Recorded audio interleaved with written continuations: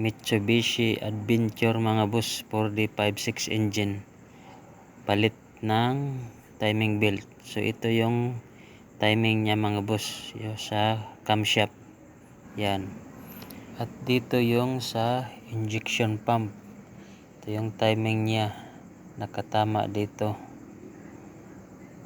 yan.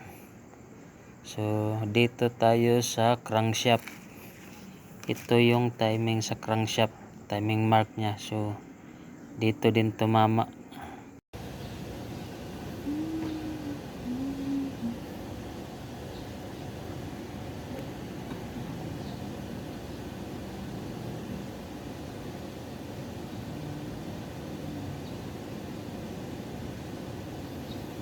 Balancer.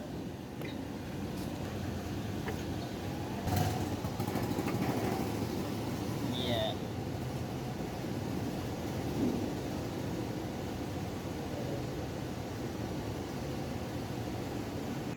So yan ang timing mark mga boss ng 4D56 engine.